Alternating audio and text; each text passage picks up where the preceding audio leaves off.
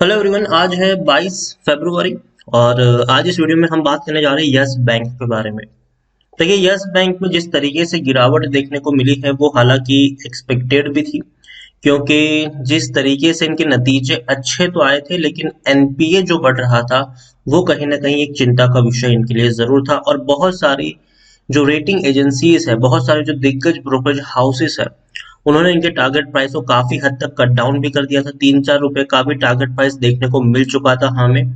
Video में हम discuss करेंगे कि 15 रुपए का ये शेयर खरीदारी के लिहाज से कितना अट्रैक्टिव है और कौन से लेवल पर आप यहां से एंट्री कर सकते हैं और कितना टारगेट आप यहां से, कितने वक्त का टारगेट आप यहां पर लेके चल सकते हैं। उन सारी चीजों के बारे में इस वीडियो में हम डिस्कस करेंगे, लेकिन उससे पहले अगर आपने अभी तक चैनल को सब्सक्राइब नहीं किया है तो प्लीज अभी इसे सब्सक्राइब कर लीजिए, क्योंकि आगे भी बहुत सारे वीडियोस हैं जो आपको काफी ज्यादा हेल्प करेंगे। उसके साथ साथ अगर आपने अभी तक मेरी टेलीग्राम चैनल को सब्सक्राइब नहीं किया तो उसको भी सब्सक्राइब करना मत भूलिएगा, लिंक आपको डिस्क्रिप्शन में मिल जाएगा। तो बात करते हैं यस बैंक की। 15 रुपए का ये शेयर है। आज भी एक बड़ी गिरावट हमें देखने को जरूर मिली है। इवन अगर हम देखें तो पिछले 5 दिनों से मार्केट भी काफी, पिछले 5 सेशन से अगर हम देखें तो मार्केट भी काफी हद तक टूट रहा है। पिछले एक महीने में अगर मैं आपको यस बैंक का ग्राफ दिखाऊं तो आप देखिए 17 रुपए से शेयर टूटकर नीचे ही आ रहा है, ऊपर उठने की कोशिश ही नहीं कर रही है कर रहा है। एक दिन की अगर तेजी आ भी गई तो वापस से उससे ज्यादा दिनों की गिरावट देखने को मिल रही है। एक साल में अगर हम देखें तो 56% की गिरावट है। 60 रुपए के ऊपर शेयर था, गिरावट आई। और अगर आप मेरे चैनल को रेगुलर फॉलो करते हो तो ये वो लेवल है जहां पर मैंने हमेशा कहा था कि इस शेयर को आपको इग्नोर करना चाहिए, यहाँ पर खरीदारी नहीं बनती है। लेकिन जब एफपीओ आया था और शेयर आपको 12 रुपए के प्राइस पे मिल रहा था, तब पहली बार मैंने यस बैंक में खरीदारी की सलाह दी थी। रीजन सिंपल था कि भैया बहुत ही सस्ते प्राइस पर शेयर अवेलेबल था और शेयर की डूबने की मतलब, और ये बैंक की डूबने की गुंजाइश अब ना के बराबर थी, क्योंकि पहले बैंक को एसबीआई ने पैसा डाला और भी कई सारी बैंक आई रेस्क्यू करने के लिए। और यस बैंक क्राइसिस हम सबको पता है कि क्या हुआ था। कई सारी बैंकों ने यहाँ पर पैसा डाला और इसको बचा लिया। उसके बाद जब 26 रुपए का शेयर था तब बैंक के द्वारा एक काफी स्मार्ट मूव प्ले किया गया, एफपीओ लॉन्च किया गया और शेयर 12-13 रुपए के ऊपर ऑफर किया गया और काफी बड़ी खरीदारी भी हुई उस एफपीओ में। और अगर हम देखें तो 15,000 करोड़ की फंड रेजिंग बैंक ने उस वक्त कर ली। मतलब अच्छा खासा पैसा बैंक के पास आ गया और अब डूबने की गुंजाइश ना के बराबर थी। तो इसीलिए मैंने 12 रुपए के आसपास आपको कहा था कि अब अगर आप चाहे तो यहाँ पर खरीदारी कर सकते हैं। बाद में शेयर में तेजी भी आई, 20 रुपए तक ये पहुंचा भी जरूर, लेकिन अब अगर हम देखें तो पिछले काफी वक्त से ये शेयर टूट कर नीचे आ रहा है और काफी लंबा अरसा इसने 18 रुपए से लेकर 15 रुपए के बीच में गुजारा भी है।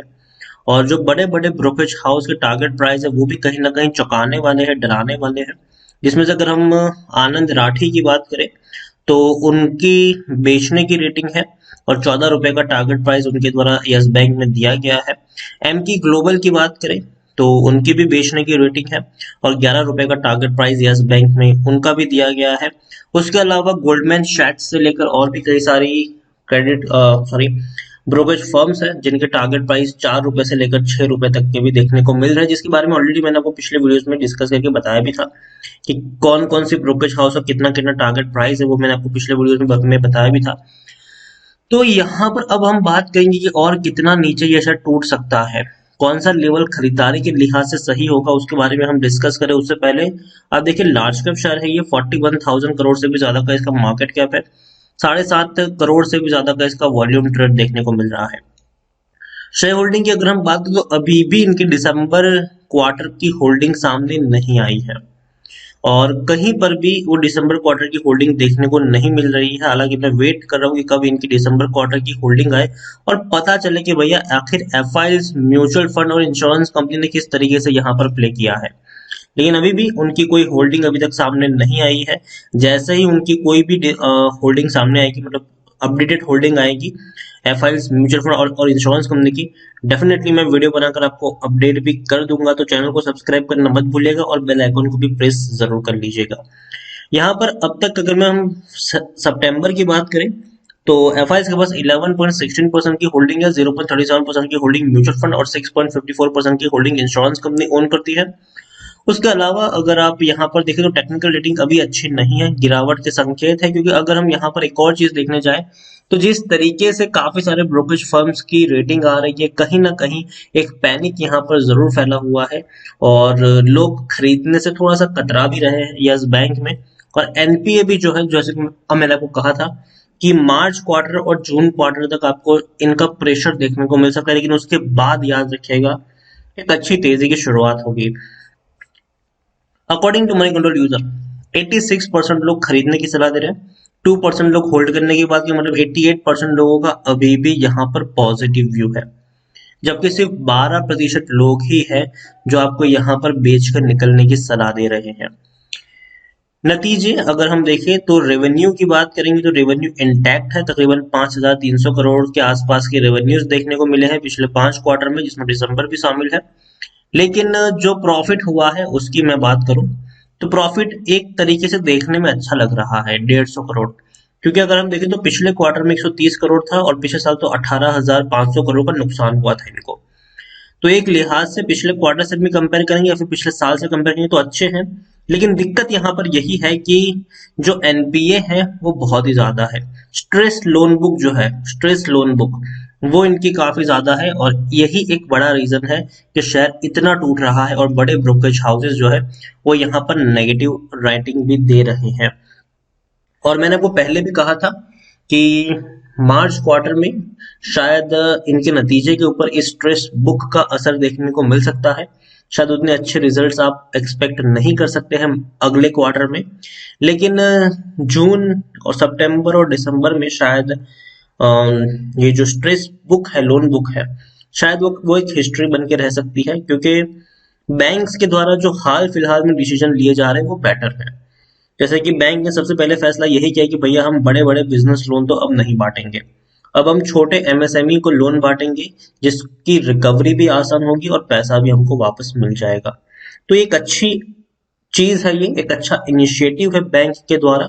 लेकिन फिर भी जैसे कि मैंने कहा कि अभी भी 1-2 क्वार्टर तक स्ट्रेस लोन बुक इनकी रह सकती है और काफी लोग डिफॉल्ट भी कर रहे हैं, जिसके हाल फिलहाल में एक खबर भी आई थी कि आप यहाँ पर देख सकते थे कि जो मुंबई का जो बिल्डर थे, मुंबई के जो बिल्डर थे, क्या नाम है उनका, अगर मैं ठीक से आपको समझा पाऊँ तो हाँ ये है ओमकार ग्रुप, उनको ईडी के द्वारा अरेस्ट कर लिया गया है क्योंकि फ्रॉड केस में, और 450 करोड़ का पैसा इन्होंने यस बैंक से लिया हुआ था और अब वो भी कहीं ना कहीं लटक चुका है। तो जो प्रीवियसली लोन बांटे गए थे, जो मतलब नए मैनेजमेंट के आने से पहले के जो लोन बांटे गए थे, वो कहीं ना कहीं स्ट्रेस लोन है। और उसके अलावा कोरोना वायरस जब फैला था उस वक्त भी अगर हम देखें तो कहीं ना कहीं स्ट्रेस लोन उस वक्त भी हमें देखने को मिल रहे थे, उसमें भी कहीं ना कहीं नुकसान हुआ है, कई सारी कंपनियां जो है, छोटी कंपनियां, वो बर्बाद भी हुई है, इसलिए जो लोन का पैसा है वो कहीं ना कहीं फंस भी चुका है। तो दिक्कत है यहाँ पर, इसमें कोई शक नहीं कि दिक्कत नहीं है, दिक्कत है, और यही एक रीजन है कि शेयर में आपको थोड़ा सा प्रेशर देखने को मिल रहा है। लेकिन मुझे लगता है कि अगर आप मुझसे कोई एक लेवल पूछो खरीदारी का, तो मुझे लगता है कि 14 रुपए के आसपास का जो लेवल होगा वो खरीदारी के लिहाज से काफी बेहतर होगा अगर आप लॉन्ग टर्म के निवेशक है तो। अगेन मैं आपको ये चीज कहना चाहूंगा कि ओवर द नाइट यहाँ पर कुछ भी नहीं होने वाला है, अभी भी ये जो स्ट्रेस है इस शेयर में वो अभी भी आने वाले 3-4 महीने तक आपको देखने को मिल सकता है। लेकिन 1-1.5 साल बाद अगर आप देखोगे तो डेफिनेटली यस बैंक आपको एक अच्छे और रिस्पेक्टेड प्राइस के ऊपर ट्रेड करता हुआ देखने को मिल सकता है। काफी स्लो मूव करेगा, कछुए की तरह ये शेयर मूव करेगा, लेकिन लॉन्ग टर्म में चांसेस है कि शेयर रिकवर कर जाए और बैंक के बर्बाद होने की देखिए गुंजाइश तो ना के बराबर है, क्योंकि ऑलरेडी काफी बड़ी फंड रेजिंग हो चुकी है, स्टेट बैंक ऑफ इंडिया का बैकबोन है इनके पास, उसके अलावा एक और बड़ी फंड रेजिंग इनकी होने वाली है। तो बड़ा पैसा एक और तरीके से आएगा यहाँ पर, हालांकि किस तरीके से फंड रेजिंग होगी उसके बारे में कोई अपडेट सामने नहीं आई, लेकिन फिर भी उम्मीद करते हैं कि जो भी होगा यहाँ पर आने वाले दिन में बेहतर होगा। लेकिन हाँ, अभी जो स्ट्रेस है इस शेयर के ऊपर ये कुछ वक्त के लिए कंटिन्यू रह सकता है, हो सकता है कि 14 रुपए से नीचे भी शेयर ट्रेड करता हुआ देखने को मिले, लेकिन ये जो लेवल है वो खरीदारी के लिहाज से मुझे अट्रैक्टिव लग रहा है। लेकिन हाँ, 14 रुपए के से आप खरीदारी की शुरुआत कर सकते हैं, मतलब अगर आपको 1000 शेयर खरीदने हैं तो पहले आप 200 शेयर की क्वांटिटी खरीदे 14 रुपए के आसपास। फिर वेट करें, अगर 1-1.5 रुपए शेयर गिरता है नीचे और क्वांटिटी ऐड करें, वेट करें गिरावट आए और क्वांटिटी ऐड करें। इस तरीके से आप यहाँ पर प्ले कर सकते हैं और लॉन्ग टर्म का टारगेट लेके चलिए। अगेन मैं यहाँ पर आपको कह दूं कि 1-2 महीने में कोई बड़ा चमत्कार नहीं होने वाला है, काफी ज्यादा वक्त लगेगा इसको रिवाइव होने में, क्योंकि जो स्ट्रेस लोन बुक है इनकी, जो स्ट्रेस ऑर्डर बुक है इनकी, उसको ही क्लियर होने में अभी 3-4 महीने का तो वक्त लगने वाला है। तो लॉन्ग टर्म के लिहाज से खरीदारी करिए, कम से कम 2-3 साल का आपका नजरिया होना चाहिए, तो ही आप यहाँ पर खरीदारी करिए और टुकड़ों में खरीदारी करिए, ताकि गिरावट आए तो आप थोड़ी और क्वांटिटी भी यहाँ पर ऐड कर पाए।